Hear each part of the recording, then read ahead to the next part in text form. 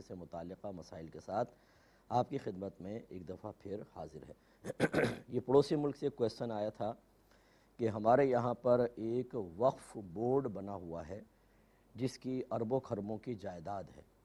اس کا مقصد یہ ہے کہ یہ قوم مسلم کی پراپرٹیز ہوتی ہیں اور جس کو گورنمنٹ کے تحت لے لیا جاتا ہے، اور اس کے تحت بہت سی مسجدیں، مدرسے، دکانیں، مسافر خانے اور زمینیں وغیرہ ہیں۔ اس کی جتنی آمدنی ہوتی ہے وہ کروڑوں کے اندر ہے، اور حکم یہی ہے کہ اس کو مسلمان کمیونٹی کے اوپر خرچ کیا جائے۔ یہ کہتے ہیں لیکن اچھا پھر یہ ہوتا ہے کہ وقف بورڈ جو ہوتا ہے وہ ہر پراپرٹی کے لیے، جیسے مسجد کے لیے، دیگر کے لیے ایک کیئر ٹیکر بناتا ہے، اس کے تحت ایک کمیٹی بنا دیتا ہے اور وہ انتظام کو چلاتے ہیں۔ اب صورتحال یہ ہے کہ جو ایک دفعہ وہاں بیٹھ جاتا ہے جم کر وہ ہٹتا نہیں ہے، 15 20 سال تک وہ بیٹھے رہتے ہیں اور خوب گھپلے کرتے ہیں پیسے میں اور ٹھیک ٹھاک کھاتے ہیں۔ اور جب لوگ ان کو کہتے ہیں کہ بھئی آپ ہٹ جائیں، کسی دوسرے کو یہاں پر ہم بنائیں گے، تو وہ فوراً کورٹ سے رجوع کرتے ہیں، اور بہت دفعہ ایسا ہی ہوتا ہے کہ ان کو کورٹ سے اسٹے مل جاتا ہے اور ان کو کوئی جاب سے ہٹا نہیں سکتا۔ تو یہ کہتے ہیں کہ اب کیا شرعی لحاظ سے ان کو بدلنے کا کوئی انتظام ہو سکتا ہے کہ نہیں، اور اس کا حل کیا ہے؟ دیکھیں آپ اپنے ملکی قانون کے اعتبار سے دیکھیں یہ وقف پراپرٹیز ہوتی ہیں، اور وقف کے لیے ایک بائی لاز وغیرہ بنے ہوتے ہیں، ان کے رولز ہوتے ہیں کہ کتنے عرصے تک ایک کیئر ٹیکر رہے گا، کتنے عرصے تک ایک کمیٹی رہے گی، اور کمیٹی بدلنے کا طریقہ کار کیا ہے۔ یعنی الیکشن ہوتے ہیں یا سلیکشن ہوتی ہے، اس میں سارا طریقہ لکھا ہوگا، اسی کو فالو کرنا چاہیے، اور اگر کوئی اس کو فالو نہیں کر رہا تو پھر آپ بالکل، اور گھپلے بھی کر رہا ہو تو کورٹ میں آپ بالکل رجوع کر سکتے ہیں۔ کوئی اچھا وکیل اگر مقدمہ لڑے گا تو ایسا ہو جائے گا۔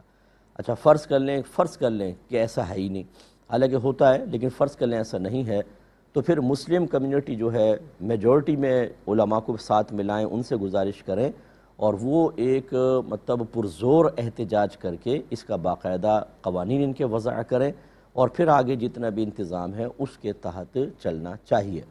اور یہ جو وقف شدہ مال ہوتا ہے یہ کسی کی پرسنل پراپرٹی تو نہیں ہے۔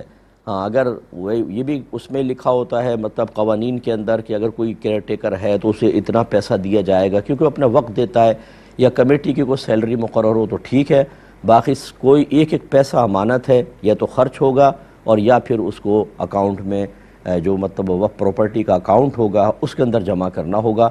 ذاتی استعمال میں لانا اور اس طرح کے دبائی لیں بالکل ہی، تو یہ گناہ کبیرہ ہے۔ ہاں بعض صورتوں میں ایسا ہوتا ہے کہ جیسے مسلمانوں کو کسی اور جگہ پر ضرورت ہو اور وقف کا پیسہ بہت زیادہ جمع ہو تو وہاں لگایا جا سکتا ہے، جیسے زلزلہ آ گیا مثال کے طور پہ کسی علاقے میں، اور وقف کا بہت سارا مال جمع ہے کہ اگر وہاں استعمال کر بھی لیا جائے وقتی طور پر تو یہاں انتظامات میں کوئی مسئلہ نہیں ہوگا، تو پھر اس کی اجازت ہو سکتی ہے، لیکن وہ علماء کرام سے پوچھ کر ہوگا، اپنی مرضی سے کوئی ایسا نہیں کر سکتا۔ تو بہرحال خلاصہ کلام یہ ہے کہ وہاں کی قوانین کو دیکھا جائے، اس کے مطابق چلے، نہیں ہے تو بنوائے جائیں، اور ایک ایک پیسہ کھانا حرام ہے اور اس کا آخرت میں حساب و کتاب دینا ہوگا۔ ایک انہوں نے کہا کہ زید کا ایک سیونگ اکاؤنٹ ہے جو مضاربہ بیس ہے، یعنی مضاربہ اکاؤنٹ اس کو کہتے ہیں کہ وہ بینک والے آپ کا پیسہ استعمال کرتے ہیں کسی تجارت وغیرہ میں، اور اس سے جو پروفٹ ہوتا ہے وہ خود بھی رکھتے ہیں اور آپ کے اکاؤنٹ میں بھی ڈلواتے ہیں۔ تو اب یہ کہتے ہیں کہ اس کا ایک دوست ہے بکر، وہ اپنے کچھ پیسے بھی اس کے اکاؤنٹ میں رکھواتا رہتا ہے اس کے ذریعے، اور جب ضرورت ہوتی ہے تو نکال لیتا ہے۔ اب یہ کہتا ہے کہ اس بکر کے پیسے پہ بھی پروفٹ بنتا ہے کیونکہ اکاؤنٹ تو اسی کا استعمال ہو رہا ہے زید کا، تو کیا اس پروفٹ کو زید رکھ سکتا ہے کہ نہیں، یا بکر کو بتانا ہوگا؟ دیکھیں بالکل بتانا ہوگا، آپ نے اس سے کوئی تجارتی معاہدہ کوئی کیا ہے کہ بطور پروفٹ آپ اس کو لے لیں، یا آپ نے کوئی اجارہ باقاعدہ کہ میں تمہاری خدمت کروں گا، تمہارے یہ کام کروں گا اور اس کی اتنی سیلری میں رکھوں گا، وہ بھی فکس کرنی ہوتی ہے سیلری، نہ آپ نے کوئی سیلری مقرر کی، یعنی اجارہ کوئی ایسا معاہدہ بھی نہیں ہوا، نہ تجارتی معاہدہ ہے، تو یہ اس کی ایک امانت تھی، اور امانت پہ اگر پروفٹ بن گیا تو آپ کو اس کو اخلاقاً شرعاً دینا چاہیے، اور اس کو بتانا چاہیے، بتا دیں، اگر وہ چھوڑنا چاہے تو چھوڑ دے، لینا چاہے تو لے لے، ویسے رکھ لینا شرعاً آپ کے لیے صحیح نہیں ہے۔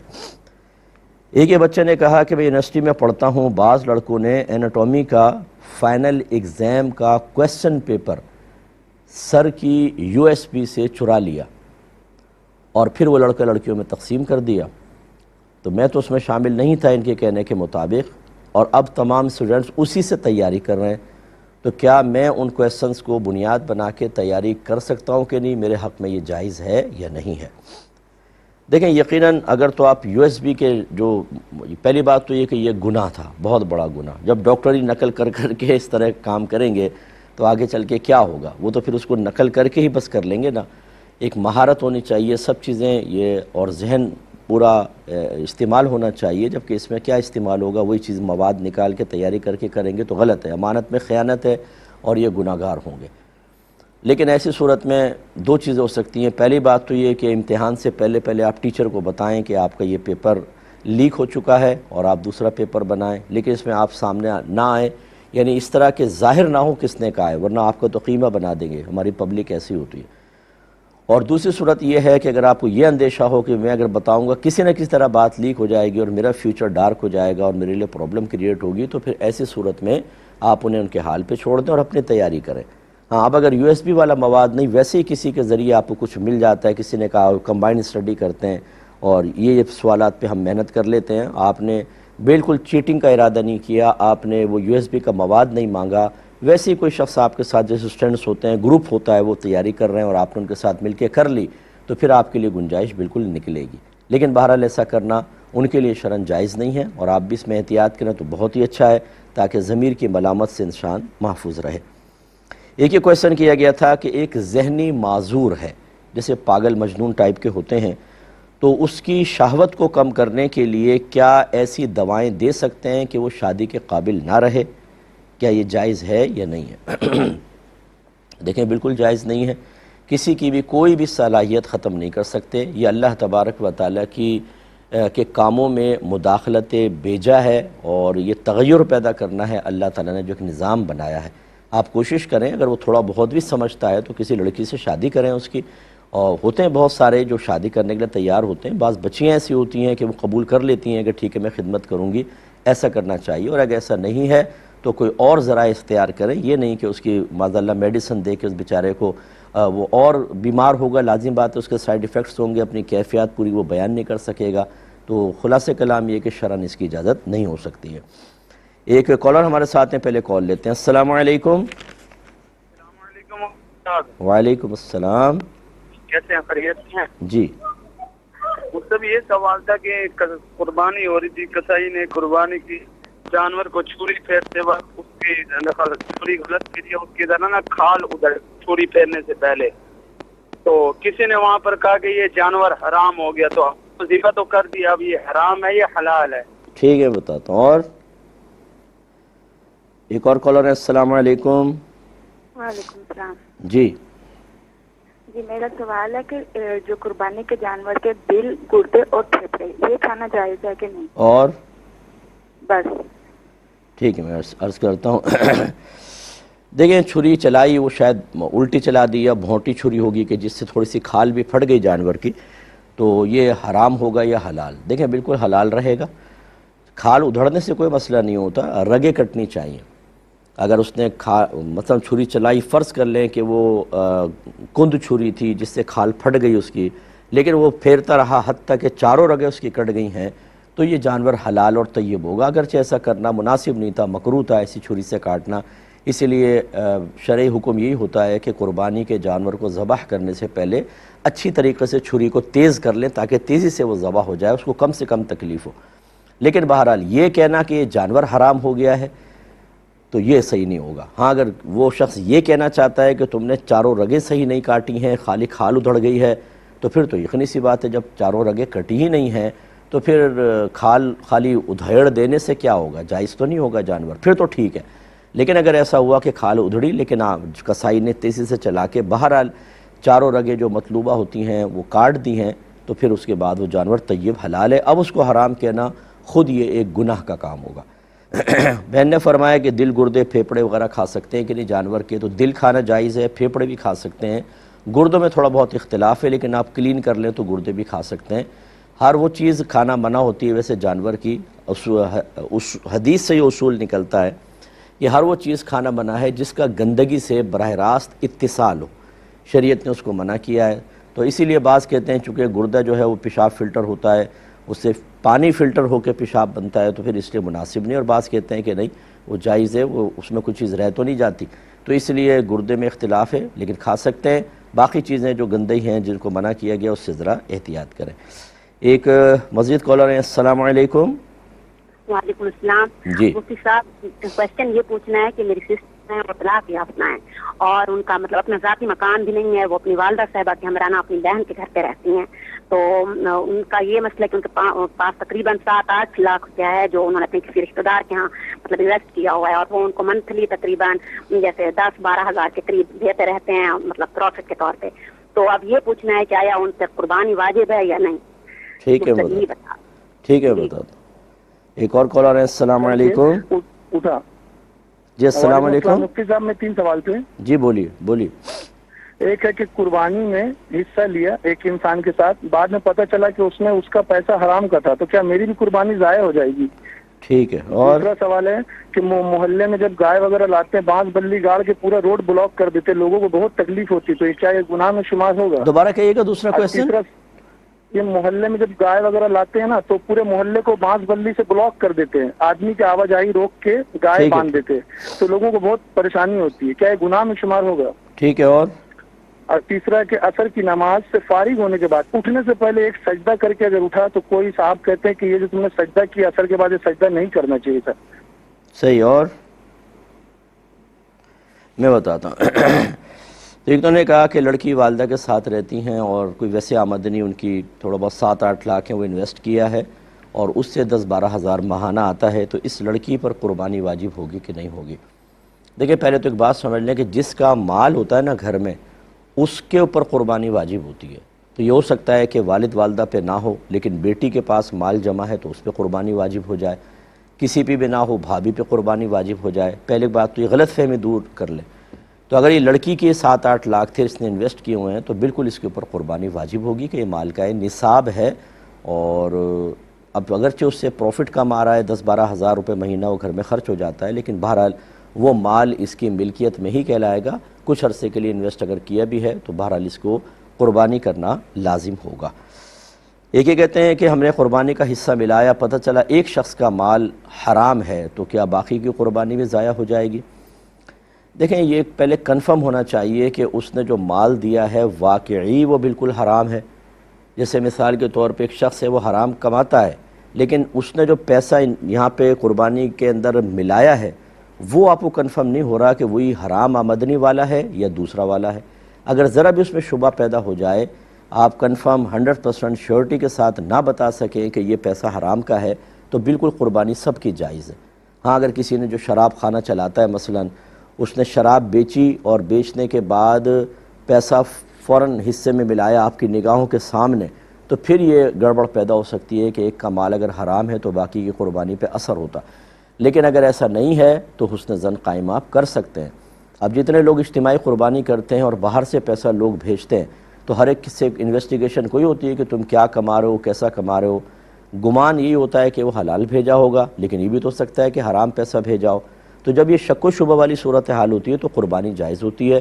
تو آپ مطلب اگر تو اس شخص سے مطلب اگر یقیناً مسلمان ہی ہے اور اس سے اگر آپ معلومات کریں، اس کی دل آزاری نہ ہو، وہ پریشان نہ ہو، کیونکہ یہ بعض اوقات ایسا ہوتا ہے کہ تھوڑا بہت کوئی جیسے رشوت لے رہا ہے لیکن باقی تمام معاملات اس کے ٹھیک ہیں، اس میں اگر آپ گہرائی میں جانے کی کوشش کریں تو اس سے تکلیف بھی ہوتی ہے اور ایک مسلمان کا عیب ظاہر ہوتا ہے۔ اگرچہ رشوت لینا غلط ہے اس کا، اگر آپ سمجھانا چاہیں تنہائی میں سمجھائیں دیگر معاملات، لیکن اگر ایک اعلانیہ طور پر حرام کماتا ہے جیسے شراب خانہ چلا رہا ہے، جوا کے اڈے چلاتا ہے مثال کے طور پر، پھر تو آپ کھل کر اس سے پوچھ سکتے ہیں کہ بھئی جو پیسہ لگائے حلال والا ہے یا حرام والا، کنفرم کر کے پھر آپ آگے اسٹیپ اٹھائیں۔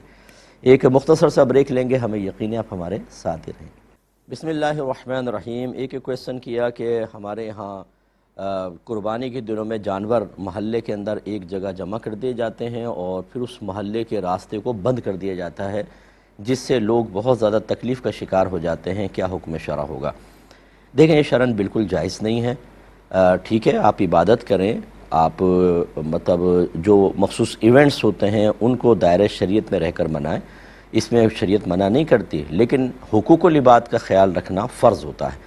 بعض لوگوں سے جب اس قسم کی باتیں کہیں تو وہ اپنی عقلی دلائل لا کر سامنے والے کی عقیدت کو یا اس کے جذبہ دینی کو چیلنج کرنا شروع کر دیتے ہیں. کہتے ہیں تم میں تو جذبہ ہی نہیں ہے, جذبہ ہونا چاہیے. ارے بھائی, شریعت نے کب یہ کہا ہے کہ ان عبادات کے ارتکاب میں تم مخلوق خدا کو جائز کرو, ان کو تنگ کرو اور یہ جائز ہو جائے گا؟ شریعت تو اس کو شدید ناپسند کرتی ہے, اور اس طرح کے ارتکاب کرنے والے گناہ گار بھی ہوتے ہیں. ضرور آپ قربانی کریں, اجتماعی قربانیاں کریں, جانور لائیں, لیکن اس کے لیے ایسی جگہ کا انتخاب کریں کہ جس سے لوگوں کو اذیت اور تکلیف نہ ہو. تو تھوڑا سا راستہ ان کے لیے ضرور چھوڑیں. اگر کہیں اور جگہ نہیں ہے اور صحیح مصلحت کی بنا پر وہاں جمع کیے گئے ہیں جانور, کیونکہ ابھی ان سے تو میں نے نہیں پوچھا کہ کیوں انہوں نے جمع کیا, ہو سکتا ہے ان کے پیش نظر کوئی صحیح مصلحت ہو, لیکن یہ طریقہ کار نہیں ہوتا کہ آپ مکمل راستہ بلاک کر دیں اور لوگوں کو اذیت اور تکلیف ہو. ان میں بیمار بھی ہوتے ہیں بیچارے, جاب پہ جانے والے ہوتے ہیں, بچے ہوتے ہیں, عورتیں ہوتی ہیں, بچیاں ہوتی ہیں, ان کو اسکول کالج وغیرہ جانا ہوتا ہے, تو بڑی تکلیف ہوتی ہے. اس کا خیال رکھا جائے, اور اس کو کوئی برا نہ مانے کہ اگر کویسچن کرنے والے کے محلے والے کو سن رہے ہوں تو بولیں تو نے کویسچن کیا تھا اور اس کے پیچھے پڑ جائیں. نہیں, اس نے صحیح کویسچن کیا ہے, اور جواب بھی ہم نے جو آپ کو دیا ہے بالکل شریعت کے مطابق ہے. قصور آپ کا ہے. اگر یہاں پہ آپ زور لگا کے کسی کو دبا بھی لیں گے, اگر ہمیں برا بھلا بھی کہہ دیں گے, میدان معاشر میں صرف شرمندگی آپ کو حاصل ہوگی, اس کے علاوہ کچھ حاصل نہیں ہو سکتا. اس لیے ٹھیک نہیں ہے.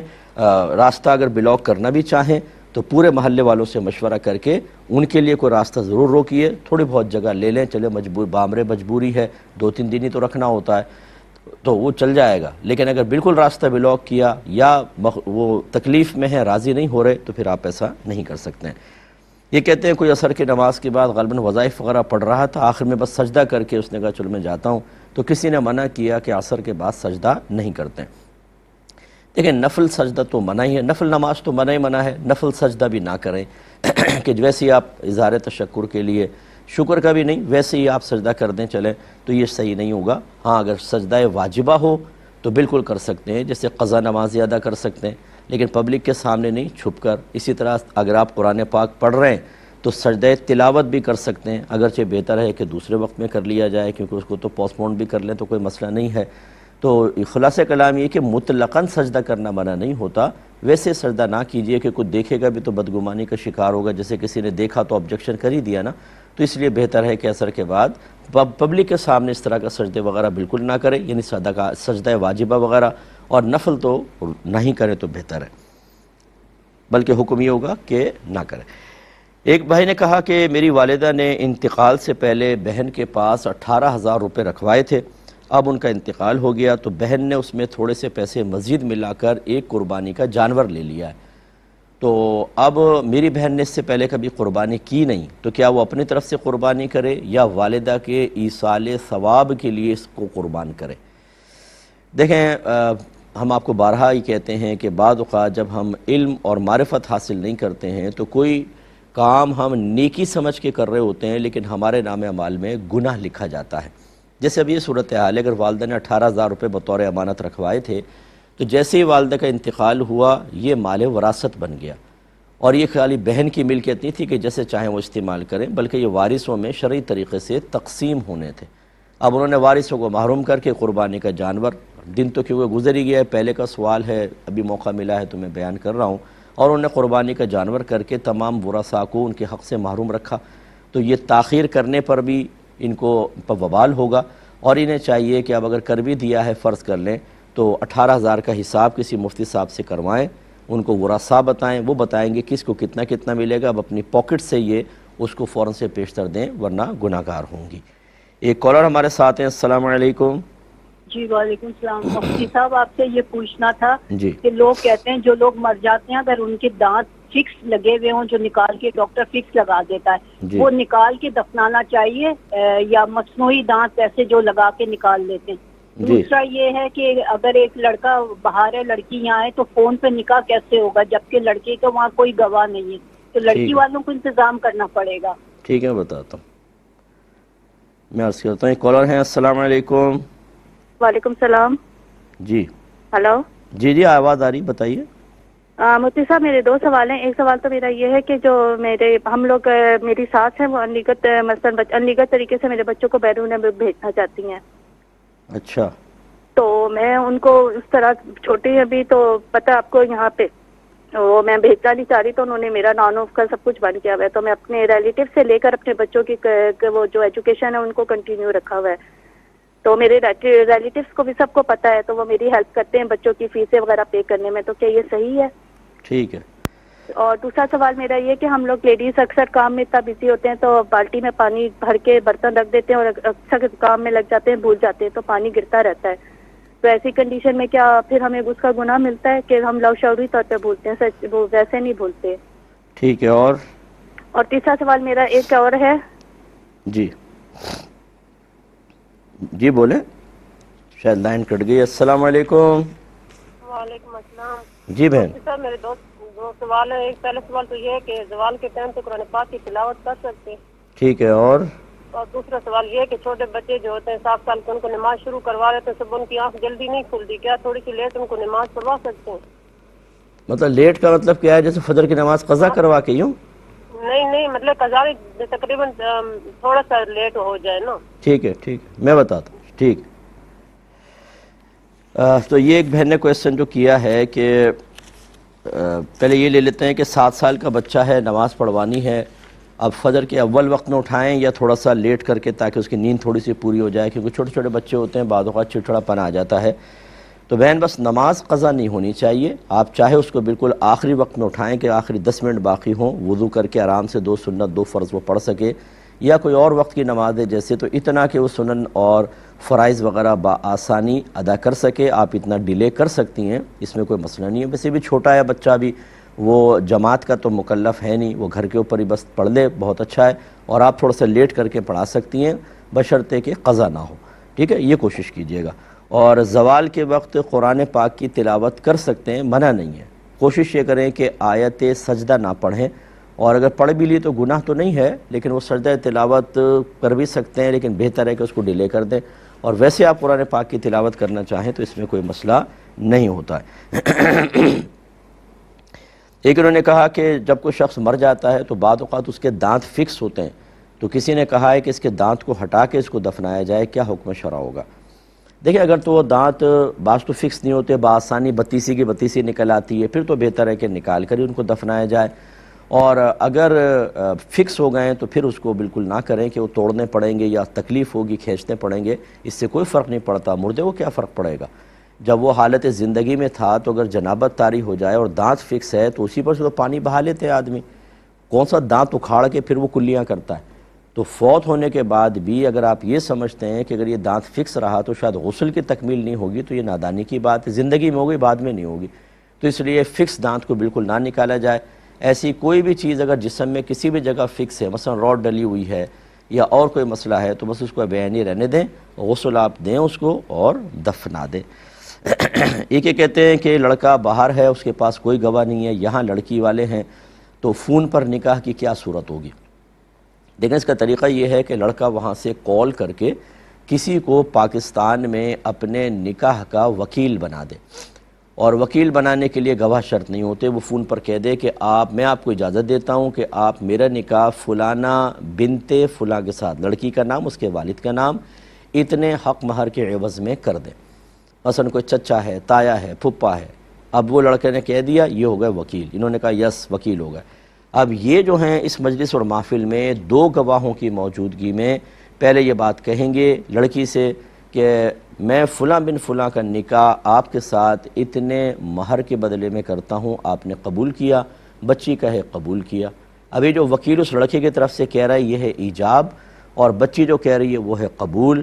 اور یہ ایجاب و قبول ایک ہی مجلس اور محفل میں ہے اور 2 گواہ بھی موجود ہیں، تو یہ بالکل نکاح درست ہوگا. اس طریقے سے کیا جائے. یہ نہیں کر سکتے کہ لڑکا لڑکی ڈائریکٹ وہاں پہ بھی 2 گواہ بیٹھیں، یہاں 2 گواہ بیٹھیں، وہاں سے وہ ایجاب کریں، یہاں سے قبول. یہ صحیح نہیں ہوتا ہے.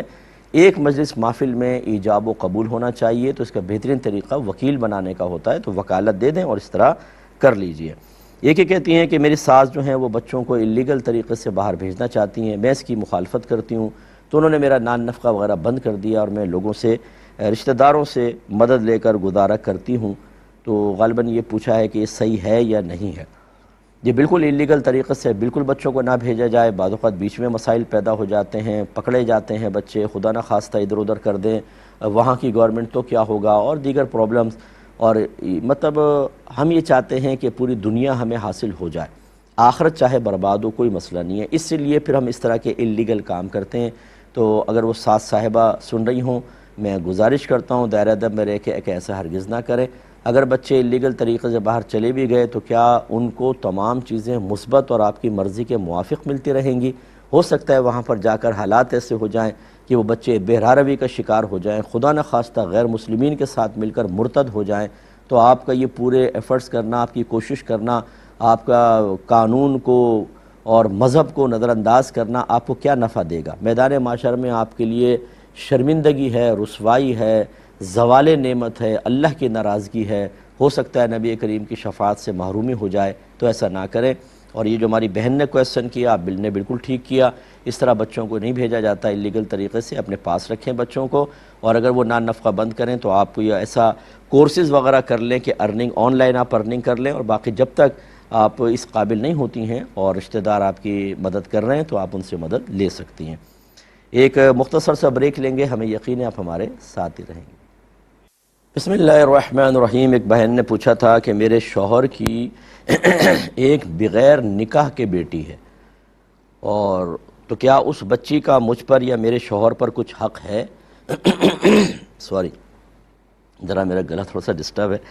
تو وہ کہتی ہیں اب میرے بیٹے کی شادی ہونے والی ہے، تو کیا میں اس لڑکی کو اگر نہ بلاؤں تو گناہ گار ہوں گی؟ یعنی مطلب زنا سے ایک اولاد ہے شوہر کی، وہ سب جانتے ہیں اس کو۔ تو دیکھیں مسئلہ یہ ہوتا ہے کہ جو زانی شخص ہوتا ہے وہ اس کی اس لحاظ سے تو بیٹی کہلائے گی کہ یہ اس سے نکاح نہیں کر سکتا۔ فقہ حنفی یہی ہے، کیونکہ وہ اس کا جز ہے، اس کے جسمانی اعضاء اس میں شامل ہیں، اس وجہ سے یہ جزیت اور بادیت کا تعلق کہلاتا ہے۔ اس لڑکی کا نکاح تو اس سے نہیں ہو سکتا، لیکن شرعی لحاظ سے اس لڑکی کا نسب بھی اس سے ثابت نہیں ہوگا۔ بروز قیامت وہ لڑکی اس باپ کے نام سے نہیں اٹھائی جائے گی، وہ صرف ماں کے نام سے اٹھائی جائے گی، اور اس کا نسب، زانی کا نسب جو ہے، سرکار نے فرمایا کہ زانی کے لیے پتھر ہے، اس کا نسب ثابت نہیں ہوتا، تو لہذا وہ بیٹی ہے ہی نہیں۔ جب بیٹی ہے ہی نہیں نسب کے اعتبار سے، تو اس کا نہ باپ پر حق ہے، نہ آپ پر حق ہے، اور نہ اس کو کوئی بلانا آپ کے لیے لازم ہے، بلکہ بلائیں گے تو خواہ شوہر کے عیب اور ظاہر ہوں گے، کیونکہ عورتیں بتاتی ہیں دیکھو وہ ہے جو زنا سے پیدا ہوئی ہے، وہ بچی بھی گلٹ فیل کرے گی، شوہر بھی کرے گا، جس پر یہ گناہ ظاہر نہیں تھا اس پر بھی گناہ ظاہر ہونا شروع ہو جائے گا، اور گناہ کا اظہار بھی گناہ ہوتا ہے۔ لہذا ہمارا تو مشورہ ہے کہ اگر حالات ٹھیک بھی ہوتے تب بھی نہ بلائیں اس کو، خواہ بدنامی سامنے آئے گی۔ اور آپ اپنے بیٹے کی شادی کر رہی ہیں، ہو سکتا ہے کہ بیٹے کے جو سسرال والے ہیں ان کو یہ بات پتہ چلے تو بولیں بھائی ان کے تو گند بھرا ہوا ہے گھر میں، معاذ اللہ عورتوں کی زبان تو کوئی بند نہیں کر سکتا نا، میں عورتوں کی ذرا ترجمانی کرتے ہوئے کہہ رہا ہوں، بعض ناراض بھی ہوں گی کہ بھئی ان کے تو ایسا ہی ہے، ان کا ہو سکتا ہے بیٹا بھی ایسا ہی ہو، معاذ اللہ ثم معاذ اللہ، ایسا نہ ہو کہ پوری شادی آپ کی خراب ہو جائے۔ تو لہٰذا اس کو دھتکاریں بھی نہیں، اس کو ڈانٹے ڈپٹے نہیں۔ میں نہیں کہہ رہا ہوں کہ اس بچی کے ساتھ کوئی آپ ناروا سلوک رکھیں، لیکن اس کا کوئی حق نہیں ہے، اگر شادی میں نہیں بلائیں گی تو کوئی گناہ نہیں ہوگا۔ ایک یہ کہتے ہیں کہ قرآن میں اللہ تعالیٰ نے شہید کو زندہ قرار دیا کہ شہید کو مردہ مت کہو، وہ زندہ ہیں لیکن تمہیں اس کا شعور حاصل نہیں۔ تو کیا یہ ہر قسم کے شہید کے بارے میں ہے؟ یعنی یہ ان شہیدوں کے بارے میں ہے جو اللہ کی راہ میں لڑتے ہوئے مارے جائیں، یا ان پہ بھی ہے جو سرکار نے حکماً شہادت کا حکم دیا، جیسے کوئی بہن پریگنسی میں ہلاک ہو جاتی ہیں، ان کی وفات ہو جاتی ہے، انہیں بھی سرکار نے شہید قرار دیا۔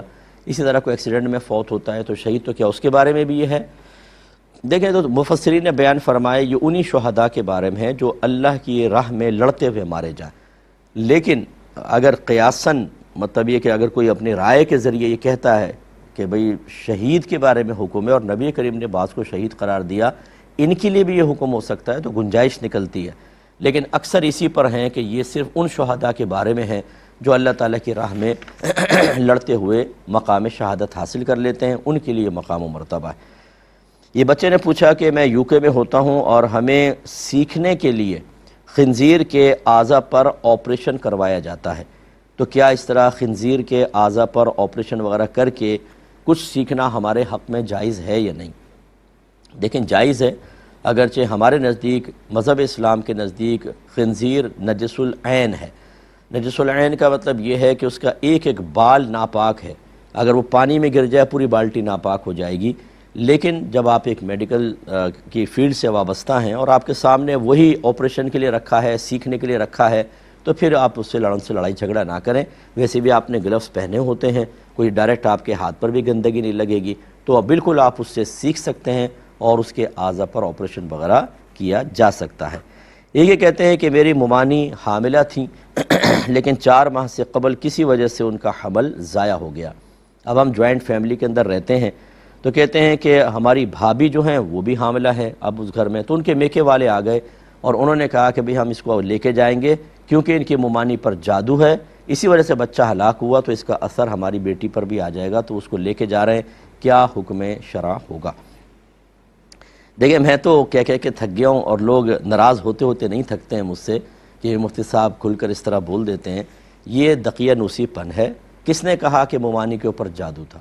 اگر کوئی کہتا ہے کہ اس نے بتایا عامل نے کہ ممانی پر جادو تھا، تو میں بارہا کہہ چکا ہوں کہ جادو کا ہم منکر نہیں ہے، جادو حق ہے، قرآن سے ثابت ہے، بالکل ثابت، لیکن ممانی پر ہوا ہے یہ کون بتائے گا؟ یہ تو غیبی معاملہ ہے۔ آپ کہتے ہیں جی فلاں عامل نے حساب کتاب کر کے بتایا۔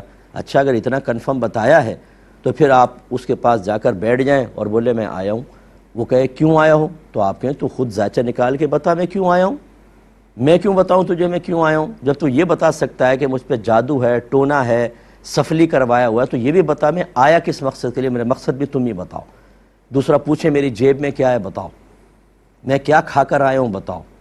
یا اپنے 2 مردہ رشتہ داروں کا ذکر کریں، ایک مرد کا ایک عورت کا، اور پوچھیں اس سے کہ ان کا رشتہ کیسا رہے گا، تو وہ یہ نہیں بتا سکے گا کہ یہ مردہ ہے، شاید یہ تو کہے کہ رشتہ مناسب نہیں رہے گا، اور بہت سے ایسے ہی کہیں گے کہ بہت اچھا رشتہ ہے کر دیں آپ۔ یہ تو حالت ہے ان کی معلومات کی، لیکن ہماری بہنیں خاص طور پر اگر ایک عامل کہہ دے کہ اس پر جادو تھا، تو بس جیسے معاذ اللہ ثم معاذ اللہ وحی الہی نازل ہوئی ہے اسی کے تقاضے کے مطابق عمل شروع کر دیتے ہیں۔ تو کیوں نہیں امتحان لے کر اپنے یقین کو پختگی سے باہر نکالتے کہ بھائی یہ کوئی خدا نہیں ہے معاذ اللہ، یہ کوئی رسول یا نبی نہیں ہے، یہ خالی ضنی طور پر بغیر کسی شورٹی کے بتاتے ہیں اور خواہ بدگمانیاں پیدا کرتے ہیں۔ تو کوئی جادو ٹونے سے بچے ہلاک نہیں ہوتے۔ یاد رکھیں کہ جادو ٹونے سے کوئی کسی کو ہلاک نہیں کر سکتا، یہ صرف اللہ تبارک و تعالیٰ کی مرضی سے ہلاکت ہوتی ہے۔ اور کسی کی بچی، ایک تو اس کا بچہ فوت ہو گیا، اور پھر آپ بھابھی کو وہاں سے لے جائیں اور اس کو چھوت کی طرح سمجھے کہ نہیں اس پہ جادو ہو گیا ہے، کس قدر آپ گناہ کبیرہ کے مرتکب ہوں گے۔ ذرہ برابر خیال نہیں آتا آپ کو کہ آپ کسی کی بیٹی، کسی کی بہن کو اتنا زیادہ اس کو ذلیل کر رہے ہیں اور اس بیچاری کو دل آزاریاں کر رہے ہیں، وہ بچے سے محروم ہوئی، ایک تو یہ غم، اوپر سے آپ کے نامناسب رویے، بالکل کوئی اس طرح کی چیز نہیں ہے۔ وہ اگر ان کے بچہ ضائع ہوا ہے تو یہ اللہ تبارک و تعالیٰ کی مرضی سے ہوا ہے، اور اس میں بعض اوقات ہمارا اپنا دخل ہو جاتا ہے، لیکن مرضی اللہ کی ہوتی ہے۔ جیسے عورت غلط قدم رکھ دیتی ہے، کوئی بہت زیادہ وزن اٹھا لیا، مس کیریج ہو گیا فرض کر لیں، تو ہم لڑکی کو کہتے ہیں کہ تم نے ایسا کیا، ٹھیک ہے اس کو نہیں کرنا چاہیے تھا، احتیاط کرنی چاہیے تھی، لیکن موت اس لڑکی کی وجہ سے نہیں ہوئی ہے، وہ بھی اللہ کے فیصلے سے ہوئی ہے، یاد رکھیں۔ تو یہ بالکل غلط رویہ، غلط طریقہ ہے۔ اس طرح یہ دقیہ نوسی پن سے اگر بچی کو لے کر جائیں گے خود بھی گناہ گار ہوں گے۔ اور اچھا فرض کر لیں، خدا نہ کرے، میں نہیں کہتا ہوں اللہ نہ کرے ایسا ہو، یہ بچی کو لے گئے اور اس بچی کا حمل ضائع ہو گیا، پھر اب اگر یہ والے جوائنٹ فیملی والے کہیں ہم تمہاری بچی کو آنے نہیں دیں گے کیونکہ وہ تو بھائی اس پہ جادو ٹونا ہے، حمل ضائع ہو گیا، رکھو اپنے پاس، کیا رویہ کریں گے آپ؟ کیا آپ کے کتنی آپ کو تکلیف ہوگی؟ پھر آپ کے کون سے دلائل ہوں گے ذرا یہ بتائیے۔ بالکل غلط رویہ ہے خدا را۔ اور میں عاملین سے بھی ہاتھ جوڑ کے کہتا ہوں لوگوں کو دقیہ نوسی مت بنائیں، ان بیچاروں کو وسوسوں کا شکار نہ کریں۔ ویسی لوگ دین سے دور ہیں، نہ قرآن کے قریب آتے ہیں نہ حدیث کے، اور آپ نے یہ وسوسے ڈال کے اپنی ضنی چیزوں سے لوگوں کو ایسے قطعی طور پہ آپ بیان کرتے ہیں جیسے سارا علم غیب آپ کے ہاتھ میں ہے، اور لوگ بیچارے پریشان ہیں۔ مجھ سے پوچھئے میرا موبائل بھرا پڑا ہے، کہیں شوہر نے بیوی کو مار دیا، کہیں طلاق دے دی کہ جی وہ فلاں عامل نے کہا تھا تو نے جادو کرایا۔ اتنی خرابیاں پیدا ہو رہی ہیں، اللہ تقدیر الہی بھول گئے لوگ، اللہ کی رضا پہ راضی رہنا، صبر و تحمل کرنا، اللہ تعالیٰ کی طرف سے امتحان، دنیا میں آمد کا مقصد سب بھلا دیا۔ جادو ہے، ٹونا ہے، نظر بد ہے، کوئی تمہارے پیچھے لگ گیا ہے، بندش ہو گئی ہے، انہی میں پڑھ کے آدمی خدا کو بھول گیا، رسول کو بھول گیا۔ اب ان کے ذہن میں یہ نہیں آتا کہ اگر کروایا بھی اللہ تعالیٰ میری حفاظت کرے گا، نہیں، حفاظت یہ کرے گا جس نے اطلاع دی ہے۔ حضور اگر ایسا ہے تو کوئی علاج کر دے، وہ کہتے ہیں لاؤ میں کرتا ہوں۔ اپنے وہ دھندا شروع ہو گیا صاحب، ایک دفعہ، دو دفعہ، تین دفعہ، پھر جب وہ آ کے دوبارہ کہتے ہیں کہ جی تو علاج ہی نہیں ہوا، پھر وہی طبیعت خراب ہے، اصل میں تمہارے اوپر بہت زیادہ بار بار کروایا جا رہا ہے، میں تو کاٹ دیتا ہوں پھر کروا دیتے ہیں، میں کاٹ دیتا ہوں پھر کروا دیتے ہیں، تم پر جنات ہیں جی اتار دیں، اچھا ہاں اتار دیے جاؤ، پھر آگے جی وہ تو پھر تنگ ہو رہا ہے، وہ اصل میں پورے قبیلے ہیں تمہارے پیچھے، ایک نہیں ہے پورے قبیلے، میں نے 10 کو ہٹاتا ہوں 20 اور آ جاتے ہیں، تو جو یہ وسوسے ڈالتے ہیں بعض کو پھنس جاتے ہیں بری طریقے سے، پھر جب خود علاج نہیں کر پاتے بولتے ہیں ہمارے پاس ہمارا علاج نہیں ہے کہیں اور جاؤ، روڈلی رویہ کر دیتے ہیں، پہلے تم نے ہی تو وسوسے ڈالے ان کو تباہ کر دیا آپ نے۔ بعض بچیاں مجھے باہر سے کہتی ہیں صاحب 20 سال ہو گئے مجھ پہ جادو ٹونا، میری زندگی حرام ہو گئی۔ او بھائی کس نے بتایا آپ کو جادو ٹونا؟ فلاں عامل نے کہا تھا۔ اب یہ بڑے بھولے بھالے جادو کرانے والے کبھی آنکھ پھڑکا دیتے ہیں، کبھی ہاتھ ہلوا دیتے ہیں، کبھی سینڈل ٹوٹ جاتی ہے، ارے بھائی جان سے کیوں نہیں مروا دیتے وہ ڈائریکٹ؟ اتنی بات سمجھ میں نہیں آتی کہ جادو کروائے میری آنکھ پھڑک رہی، عامل نے بتایا میرے، اب اندازہ کرو وہ آنکھ پھڑکوائے گا خالی آپ کا دشمن؟ اللہ تعالیٰ رحم فرمائے۔ تو یہ بالکل مطلب غیر مناسب رویہ ہے جو ایک مسلمان کا نہیں ہونا چاہیے۔ میں نہیں کہہ رہا ہوں کہ مسلمان نہیں رہے، معاذ اللہ یہ نہیں، مسلمان کا ہونا نہیں چاہیے۔ ہم ماشاءاللہ الحمدللہ ہم اپنے رب پر ایمان رکھتے ہیں، کائنات کا ذرہ ذرہ اللہ کے دست قدرت میں ہے، اللہ کی مرضی کے بغیر پرندہ پر نہیں مار سکتا ہے، ہمارے آقا صلی اللہ علیہ وسلم ہمارے نبی ہیں، قرآن ہمارے پاس ہے، سب سے افضل کتاب، اور اسلام سب سے افضل مذہب اللہ تعالیٰ نے ہمیں عطا فرمایا، اور کس چیز کی کمی ہے؟ اللہ کی طرف رجوع کریں، وَاسْتَعِينُوا بِالصَّبْرِ وَالصَّلَاةِ، نماز اور صبر سے مدد طلب کرو۔ امید ہے کہ آپ کچھ بات سمجھیں گے۔ اب چونکہ لاسٹ منٹ بس چل رہا ہے تو ہم ختم کرتے ہیں، انشاءاللہ کل آپ سے دوبارہ اسی ٹائم پر ملاقات کا شرف حاصل ہوگا 8 سے 9 بجے۔ میں آپ سے گزارش کرتا ہوں لوگوں کو ہمارا پروگرام احکام شریعت دیکھنے کی دعوت دیں۔ یہ صرف ایک مسائل کا پروگرام نہیں ہے، اس میں نصیحت بھی ہوتی ہے، اس میں توہم پرستی کو بھی ہم ختم کرتے ہیں، اعتقاد بھی مضبوط کیا جاتا ہے، اس میں عقیدہ بھی ذکر کیا جاتا ہے۔ آپ بھی دیکھیں، دوسروں کو بھی دعوت دیں۔